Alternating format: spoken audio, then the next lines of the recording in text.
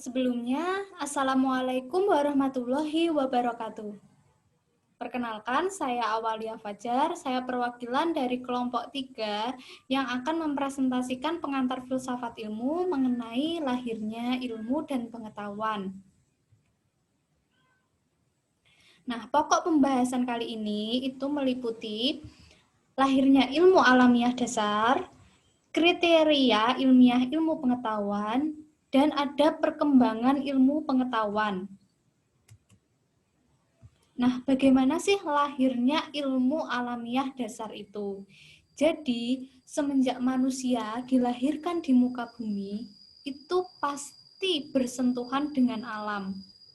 Nah, proses persentuhan manusia dengan alam itu akan melahirkan suatu pengalaman. Melalui mana? Melalui panca indera manusia. Sehingga panca indera manusia itu merupakan alat komunikasi antara alam dengan manusia yang akan menghasilkan pengalaman. Namun pengalaman setiap manusia itu bisa bertambah karena apa? Karena manusia memiliki sifat ingin tahu untuk mendapatkan jawaban dari pertanyaan tentang apa, bagaimana, dan mengapa hadirnya dia di muka bumi atau tentang segala benda yang mengadakan kontak dengannya. Jadi dorongan pertambahan pengetahuan itu ada dua, yaitu dorongan yang bersifat praktis dan dorongan yang membuahkan ilmu terapan dan teknologi.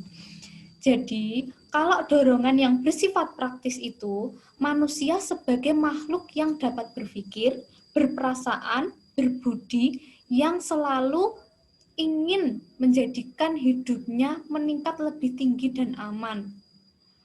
Kalau dorongan yang membuahkan ilmu terapan dan teknologi, itu sifatnya teoritis. Jadi manusia sebagai makhluk yang sifatnya ingin tahu atau mengerti tentang suatu objek. Dan dorongan ini itu disebut dengan pengetahuan murni. Jadi ilmu alamiah itu mempelajari semua alam yang berada di sekitar manusia atau di sekitar kita. Jadi ilmu alamiah itu ingin memperoleh kebenaran dari suatu objek. Jadi ilmuwan baru akan merasa puas jika apa? Jika ilmu yang diperolehnya itu sesuai dengan objeknya. Jadi persesuaian antara pengetahuan dengan objek inilah yang akan melahirkan suatu kebenaran. Nah, selanjutnya bagaimana sih kriteria dari ilmiah ilmu pengetahuan itu sendiri? Nah, kalau menurut Carlina Supeli Laksono dalam filsafat ilmu pengetahuan, itu menjelaskan bahwa ilmu pengetahuan ilmiah itu harus memenuhi 3 syarat, yaitu sistematik, objektif, dan dapat dipertanggungjawabkan. Nah, apa tuh sistematik itu? Nah, sistematik itu harus memiliki kesatuan antara teori-teori yang tersusun sebagai suatu sistem. Jadi harus sistematis gitu. Yang kedua, itu harus objektif. Artinya apa? Artinya bisa diteliti oleh orang lain atau ahli lain sehingga hasil penelitiannya itu sifatnya universal atau umum ya. Yang ketiga, itu harus bisa dipertanggungjawabkan. Pasti yang namanya penelitian itu harus bisa dipertanggungjawabkan karena harus mengandung kebenaran yang sifatnya universal. Dengan kata lain, harus bisa diterima oleh orang lain atau ahli lain. Jadi 3 syarat ilmu pengetahuan itu harus diuraikan secara lengkap. Nah, jadi pengetahuan itu termasuk ke dalam kategori ilmu pengetahuan jika apa? Ya, jika memenuhi syarat-syaratnya tadi. Nah, syaratnya apa saja? Nah, syaratnya yaitu teratur, sistematis, berobjek, bermetode, dan berlaku secara universal, karena tujuan ilmu alamiah itu sendiri kan untuk mencari kebenaran suatu objek, yaitu apa? Yaitu alam semesta, dan kebenarannya itu sifatnya relatif. Nah, sekarang bagaimana tentang perkembangan ilmu pengetahuan? Pastikan yang namanya ilmu pengetahuan itu tidak langsung muncul begitu saja tanpa adanya perkembangan atau tanpa ada sejarah. Pasti ada yang namanya perkembangannya. Nah, pertama itu ada pada masa Yunani kuno. Nah, pada masa Yunani kuno itu merupakan tempat bersejarah di mana sebuah bangsa itu pasti memiliki peradaban. Karena Yunani kuno itu identik dengan filsafat yang merupakan induk dari ilmu pengetahuan. Nah, pada zaman ini atau pada masa Yunani kuno itu ternyata banyak sekali ilmuwan-ilmuwan yang terkemuka. Contohnya, nah ini ada Thales. Thales ini, nah ini ada periode-periodenya, itu kurang lebih 600 tahun sebelum Nabi Isa terlahir itu muncul sosok pertama, yaitu Thales. Itu dalam sejarahnya ya. Itu Thales itu merupakan filsuf pertama yang menurutnya zat utama yang menjadi dasar segala materi itu adalah air. Jadi pada masanya ia itu menjadi filsuf yang mempertanyakan isi dasar alam. Itu dari Thales. Nah, selanjutnya ada Pythagoras.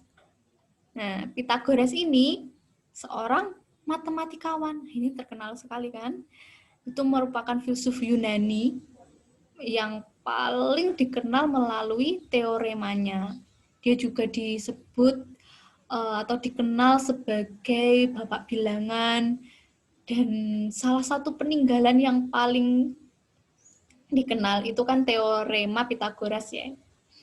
Nah, Pythagoras ini juga berhasil membuat lembaga pendidikan yang disebut Pythagoras Society. Jadi selain itu ilmu ukur dan aritmatikanya, ia juga berhasil menyumbangkan teori-teori seperti teori bilangan, pembentukan benda, dan menemukan hubungan antara nada dengan panjang dawai. Ini teorinya Pythagoras. Selanjutnya ada Socrates. Nah, Socrates ini juga merupakan generasi pertama dari 3 ahli filsafat besar dari Yunani. Jadi kontribusi Socrates ini adalah metode Elencos ya. Elencos itu banyak sekali diterapkan untuk menguji konsep moral yang begitu pokok. Karenanya Socrates ini dikenal sebagai bapak dan sumber etika atau filsafat moral, dan juga filsafat secara umum. Tuh.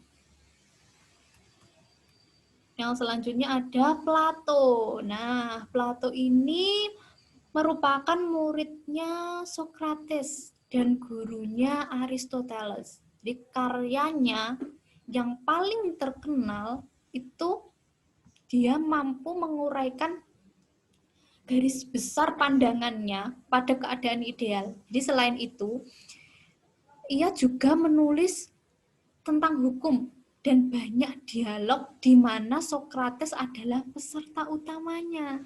Nah, kontribusinya Plato ini itu tentang ide. Jadi dunia fana itu tiada lain hanyalah refleksi atau bayangan daripada dunia ideal. Jadi Plato ini juga membuat garis besar suatu kosmogoni, meliputi teori musik yang ditinjau dari sudut perimbangan dan teori-teori fisika dan fisiologi yang diterima pada saat itu. Wow, ini karyanya Plato. Terus ada Aristoteles. Nah, Aristoteles ini juga terkenal sekali ya. Ini merupakan seorang filsuf Yunani. Dia murid dari Plato. Nah, dia juga memiliki kontribusi yang begitu banyak sekali di bidang metafisika, fisika, etika, politik, ilmu kedokteran, dan ilmu alam. Jadi, di bidang ilmu alam, dia merupakan orang pertama yang berhasil mengumpulkan dan mengklasifikasikan spesies-spesies biologi secara sistematis. Itu merupakan penemuannya Aristoteles. Terus bukan hanya itu aja, Aristoteles itu ternyata juga memiliki kontribusi di bidang politik. Nah, Aristoteles percaya kalau bentuk politik yang ideal itu yang gabungan dari bentuk demokrasi dan monarki. Jadi dari kontribusinya yang paling penting itu adalah masalah logika dan teologi. Jadi logikanya Aristoteles ini sistem berpikir yang deduktif ya, yang bahkan sampai saat ini tuh masih dianggap sebagai dasar dari setiap pelajaran tentang logika formal. Nah, sekarang memasuki periode Islam.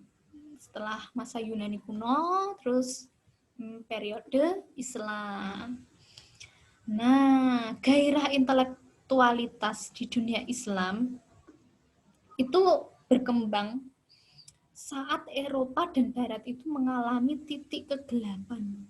Jadi, keilmuan ini itu dipengaruhi atas persepsi bagaimana tingginya kedudukan akal. Nah, tingginya kedudukan akal itu kan terletak pada manusia. Jadi manusia yang memiliki kedudukan akal yang paling tinggi. Itu juga sudah dijelaskan secara rinci di dalam Al-Quran dan juga hadis. Nah, ternyata persepsi ini itu bertemu dengan persepsi yang sama dari Yunani melalui filsafat dan sains Yunani. Jadi sama ya. Tuh, ini ada abad-abadnya ya, ilmu pengetahuan dikembangkan dari pusat belajar gitu.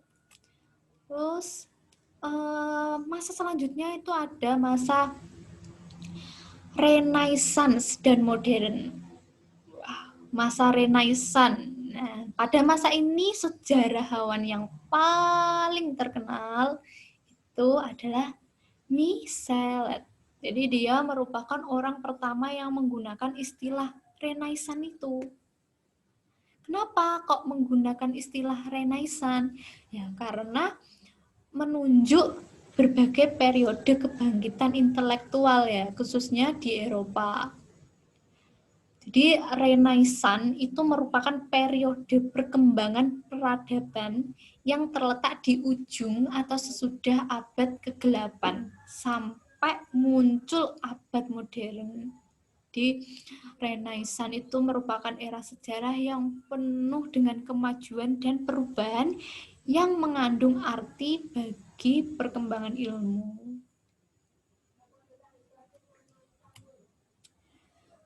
Terus ada periode kontemporer. Nah, pada periode inilah zamannya itu bermulai dari abad 20 Masehi hingga sekarang. Ciri-cirinya dengan apa? Atau ditandai dengan apa pada zaman ini? Banyak sekali ya. Seperti teknologinya semakin canggih. Terus ilmu-ilmunya lebih spesifik dan lebih tajam lagi. Nah, pada zaman kontemporer ini, ternyata bidang fisika itu yang memiliki kedudukan yang paling tinggi dibicarakan oleh para filsuf. Karena apa? Karena sebagian besar aplikasi ilmu dan teknologi di abad 21 itu ternyata merupakan hasil penemuan mutakhir di abad 20 tadi. Jadi pada zaman itu atau pada zaman ini itu ilmuwan yang paling menonjol itu adalah fisikawan pada periode ini, jadi kontemporer. Nah, fisikawan yang paling terkenal itu siapa? Pada abad ke-20 itu adalah Albert Einstein. Karena dia mampu mengemukakan teori relativitas dan juga banyak menyumbang pengembangan mekanika kuantum, mekanika statistik, dan kosmologi. Nah, ternyata pada zaman ini atau seperti sekarang ini ya, itu juga melihat dari integrasi fisika dan kimia dan disebut sebagai sains besar. Nah, salah satu kontribusinya apa toh? Atau ilmuwan-ilmuwannya siapa aja? Yang pertama ada Linus Pauling, karena dia mampu mengarang sebuah buku yang berjudul The Nature of Chemical Bond. Jadi dia menggunakan prinsip-prinsip mekanika kuantum dalam bukunya ini. Kemudian karyanya si Pauling ini itu memuncak dalam pemodelan fisik DNA tentang rahasia kehidupan. Nah, selanjutnya itu ada James D. Watson. Nih ada Francis Crick dan Rosalind Franklin. Dia mampu menjelaskan struktur dasar DNA yang merupakan bahan genetik untuk mengungkapkan kehidupan dalam segala bentuknya. Nah, karena ini loh, itu memicu rekayasa genetika yang dimulai tahun 1990. Ya, itu. Karena apa? Karena ya membawa manfaat yang besar di bidang medis juga. Dan di bidang teknologi komunikasi dan informasi itu sangat luar biasa sekali, berkembang pesat ya. Jadi banyak sekali seperti listrik, elektronika, transportasi, komputer, internet itu sudah merupakan integrasi dari fisika kimia. Terus ada bidang teknologi seperti penemuannya memory store, itu dia berhasil menemukan atau menghidupkan kembali mimpi untuk bisa mengembangkan sistem-sistem elektronik dengan efisiensi energi yang jauh lebih tinggi. Tuh. Misalnya apa? Misalnya lampu listrik itu dinyala matikan. Terus komputer bisa dihidup matikan. Nah, itu merupakan penemuan dari si memory store ini. Tuh, jadi memang perkembangan ilmu pengetahuan itu juga banyak sejarahnya dan juga berkembang secara pesat. Nah, mungkin itu yang dapat saya sampaikan. Semoga bermanfaat. Wassalamualaikum warahmatullahi wabarakatuh.